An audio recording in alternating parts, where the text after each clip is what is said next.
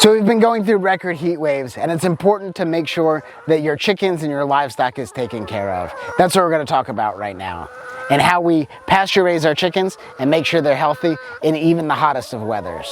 So the first thing we need to look for when we're raising chickens in the heat is the signs of them being heat stressed. And the biggest one is that they start like mouth breathing. And I'm sure that we could see one if we look around hard enough, because it's hot already, even though it's earlier in the day.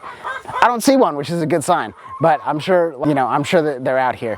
One of the other things is that we want to make sure that they have shelter. We've showed you this coop plenty of times, but one thing that I really like about it, particularly in high heat, is that they can get under the coop and they have some shade and they have the ability to get out of the direct sun. That's the thing. The other thing that we do is we open this door a little bit earlier. Part of that is because we're in this really nicely fenced cattle field for the moment. We're not using the portable electric fence, but we can let them out pretty early, and that way they can get their grazing in and get those nutrients super quickly, where we might keep them up a little bit later when there's movement on the farm to dissuade hog pressure and stuff. But letting them out early and then maybe putting them closing that door a little bit late. Of course, they're regulated by the sun, and when the sun's out, the birds are out, and when the sun goes away, they're back in the coop. But the sooner we can let them out, the sooner that the sun is up and they can immediately get out onto the landscape, hunting for bugs, eating grass, getting their nutrient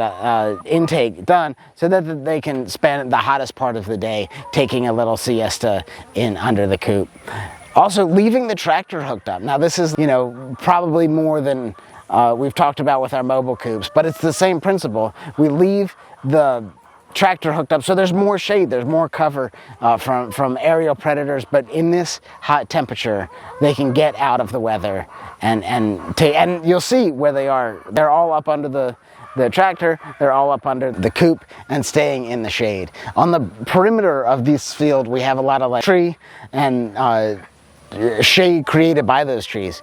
So that's another way, but having shelter, having trees, keeping them out of the direct sunlight is really the key to surviving. So we're inside our large egg-laying mobile coop right now, and in this really hot temperature Southwest Virginia heat wave that we're going through, it's super critical to have water for our chickens. Now we top this off all the time with the water lines that we've put in the hose that comes out to the field. But this is critical to keep these, maybe a couple hundred chickens. This thing is advertised at 300 chickens. We don't have that many in here. But keeping water in this coop is critical. Now, if you're not operating on this scale, it's the same principle. We still need to have water available. In our mobile coops, we use those 5-gallon containers, so we'll put one in the coop itself and then a couple outside, because 20-50 birds, they'll decimate 5 gallons of water very, very quickly. So it's important that we're filling that up every day, keeping it cool. Maybe they have access to water in a pond or puddles around too, but if they don't, it's even that much more critical to make sure that they have the water. In this coop, we've got this big thing that constantly flows down to the water here, where when they peck on it, it allows them to have water, fresh water dispensed whenever they want. And some of these nozzles are dripping. We can replace those really easily, but I kind of like drip because it allows some water to puddle up underneath the coop. But keeping water to your chickens, super critical in these hot temperatures. So we just talked about what's important with keeping these chickens happy and healthy in these Southwest Virginia heat waves. It's 90 something today and it's not getting any cooler. I saw as high as 104 last week, but it's super critical to make sure that your chickens have water. If you could take away anything from this video, make sure that they have water, make sure that they have shade, and make sure that we can maybe let them out a little bit earlier so they can start the free ranging process, get those nutrients in them so that they can come back to the coop and hang out in the shade during the hottest part of the day.